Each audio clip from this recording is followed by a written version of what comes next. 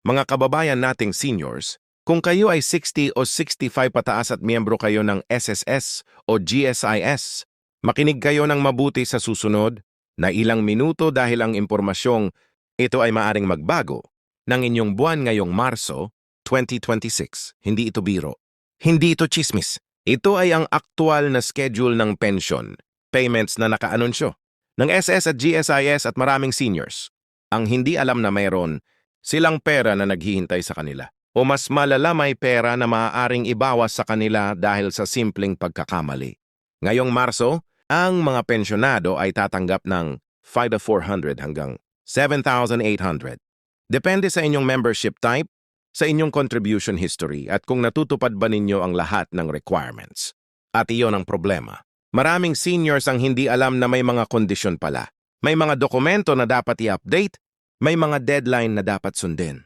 At kung hindi ninyo alam ang mga ito, ang inyong pensyon ay maaring maantala, mabawasan o mas malala, mapigilan.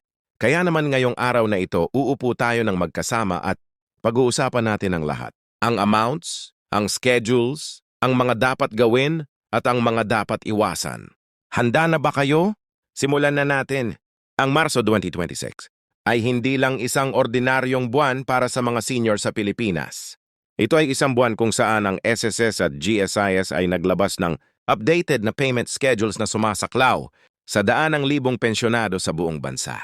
At ang magandang balita ay ang mga pension amounts ngayong Marso ay nasa pinakamataas na antas nila sa nakalipas na ilang taon. Salamat sa mga adjustment na ginawa ng gobyerno noong nakaraang taon. Para sa mga SSS pensyonado, ang pinakamababang monthly pension ngayong Chaltay, 5,400. Yan ang floor ang pinakamaliit na matatanggap ng isang retiree na nakapag-comply sa lahat ng requirements. Ngunit kung matagal kang nag-contribute sa SSS, sabihin nating 30 o 40 taon ang iyong monthly pension ay maaaring umabot sa 7,800 o mas mataas pa. Depende sa iyong average monthly salary credit nung aktibo ka pa sa trabaho. Para naman sa mga GSIS pensionado yung mga dating government employees tulad ng mga guro, pulis at nurse sa government hospitals. Ang kanilang pensyon ay karaniwang mas mataas kaysa sa SSS at ang Marso payment nila ay nakaschedule na rin sa specific na petsa na pag-uusapan natin mamaya. Ang importante ay alam ninyo kung kailan darating ang inyong pera at kung paano ninyo ito matatanggap ng walang problema. Ngayon pag-usapan natin ang schedule dahil ito ang isa sa pinakamalaking dahilan kung bakit nagkakamali ang mga seniors. Hindi nila alam kung kailan exactly darating ang kanilang pera at nag-aalala sila ng wala namang rason o hindi nila namamalayan na may delay na pala.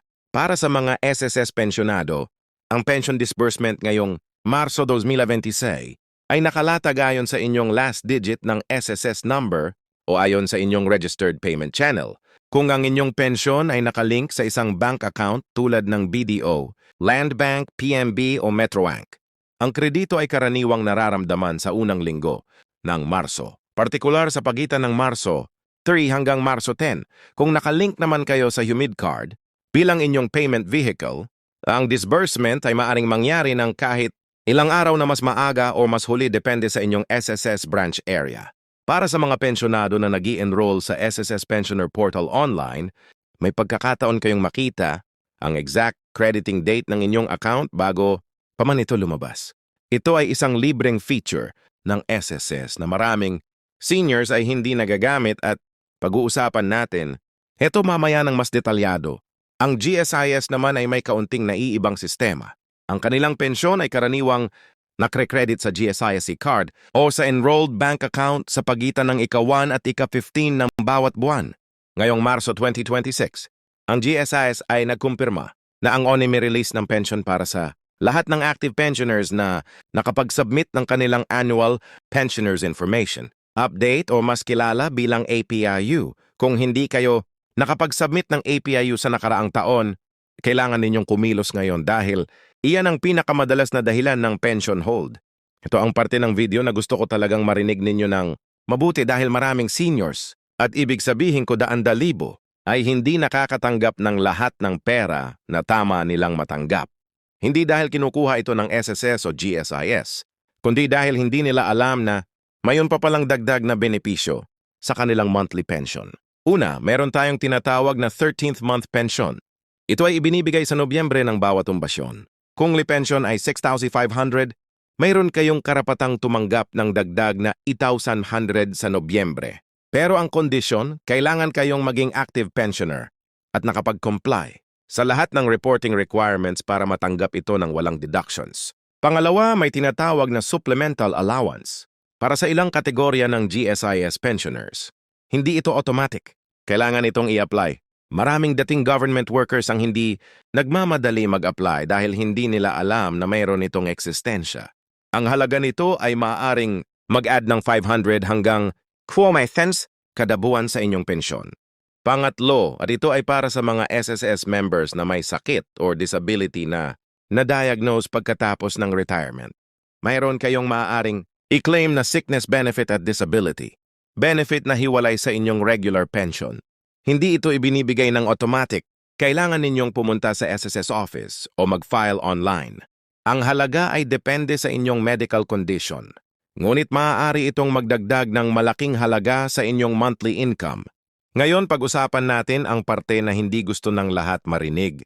Ngunit pinakaimportanteng pag-usapan ang mga posibleng pagbabawas o kellback sa inyong pension. Una sa lahat, ang hindi pag-update ng UMIDI or bank account.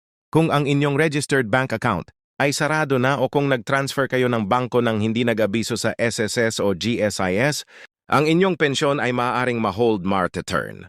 Kapag nangyari ito, kailangan pa ninyong puntahan ang SSS office para i-reprocess ang inyong payment at ang prosesong yan ay maaaring tumagal ng 1 hanggang 3 buwan. Ibig sabihin 3 buwang walang pensyon habang hindi pa naresolba ang problema. Pangalawa, ang hindi pagsumiti ng annual confirmation. Parehong SSS at GSIS ay nagre-require ng taunang confirmation of life. Isang proseso kung saan kailangan mong i-prove na buhay ka pa at aktibong tumatanggap ng pensyon. Para sa SSS, ito ay tinatawag na Annual Pensioners Revalidation. Para sa GSIS, ito ang APIU na binanggit natin kanina. Kung hindi mo ito ginagawa taon-taon, ang inyong pensyon ay maaaring suspendihin hanggang sa makapag-comply kayo. Pangatlo, ito ay para sa mga seniors na nagtatrabaho pa rin part-time o may negosyo, mayroon kayong dapat malaman tungkol sa income testing. Sa ilang kaso, kung ang inyong combined income mula sa trabaho at pensyon ay lumagpas sa isang tiyak na threshold, maaaring may tax implications ito. Hindi kayo tatanggalin sa pensyon, ngunit maaari kayong i-require na mag-file ng income tax return. Ang BIR threshold para sa seniors ay naiiba, ngunit ang payo ko ay kumonsulta sa isang accountant o pumunta sa pinakamalapit na BIR office para malaman ang inyong sitwasyon. Kung kailangan ninyong pumunta sa SSS o GSIS office ngayong Marso para sa revalidation, para sa application ng additional benefits o para sa anumang concern, may ilang bagay na gusto ko kayong malaman para hindi kayo mag-aksaya ng oras. Una, huwag pumunta sa simula ng buwan. Ang unang linggo ng bawat buwan, lalo na sa Marso, ay ang pinakamaraming tao sa lahat ng SSS at GSIS branches dahil maraming pensioners ang nagpupunta para i-follow up ang kanilang payments. Kung maaari, pumunta sa ikatlong o ika-4 na linggo ng buwan para mas mabilis kayo maproseso. Pangalawa, magdala ng complete na documents para sa SSS. Ang karaniwang hinahangad na documents ay ang inyong UMID card, isang valid government ID, inyong passbook or bank statement, kung may bank-related concern at ang inyong SSS pension voucher kung mayroon. Para sa GSIS, kailangan ninyo ang inyong e-card at kung nag-a-apply kayo ng bagong benepisyo, ang supporting documents na nakaspecify sa kanilang website. Pangatlo, at ito ang paborito kong tip. Gamitin ninyo ang SSS online services at GSISE services. Alam ko na hindi lahat ng seniors ay komportable sa internet. Ngunit kung mayroon kayong anak o apo na makatulong sa inyo, ang maraming transactions ay maaaring gawin online nang hindi na kailangan pang lumabas ng bahay. Ang SSS Pensioner Portal at ang GSIS services ay nagbibigay ng access sa inyong pension history, payment status at contribution records lahat sa isang click. Ngayon naman pag-usapan natin ang magandang bahagi, ang mga paraan para mapataas ang inyong total retirement income.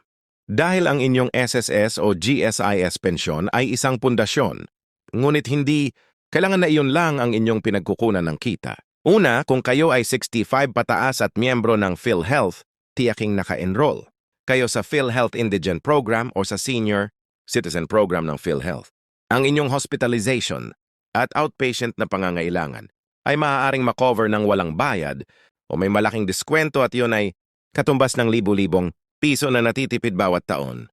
Pangalawa, ang inyong Senior Citizen ID ay nagbibigay sa inyo ng 20% diskwento sa halos lahat ng pagkain, gamot at serbisyo. Maraming seniors ang hindi nag-iisip nito bilang bahagi ng kanilang retirement income. Ngunit kung kalkulahin ninyo ang TAVES mula sa discount na ito, maaari itong umabot sa 15,000 hanggang 25,000 bawat taon. Hindi maliit na halaga. Pangatlo, para sa mga seniors na may dependents o nag-aasikaso ng isang family member, meron ding dependence pension na maaaring i-claim para sa ineligible spouse o anak na under 21. Ang halagang ito ay dagdag pa sa inyong personal na pensyon at ito ay isang benepisyo na maraming pensyonado ang hindi alam na umiiral. Mga kababayan nating seniors, sa huli na kong sabihin sa inyo ang isang bagay na mula sa puso. Ang inyong pensyon ay hindi isang regalo. Ito ay isang karapatang pinagtrabahuhan ninyo sa loob ng maraming taon, ng pagod, ng sakripisyo at ng tapat na serbisyo, kaya huwag kayong mahiyang i-claim ang bawat sentimo na nararapat sa inyo. Ang 5 to 400 hanggang 17,800 na darating ngayong Marso 2026, iyon ay pera ninyo.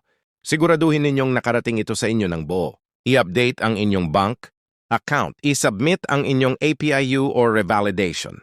Gamitin ang inyong Senior Citizen ID. At kung may mga katanungan kayo, huwag mahiyang pumunta sa pinakamalapit na SSS o GSIS branch o humingi ng tulong sa inyong mga anak o apo para tulungan kayong gamitin ang online services.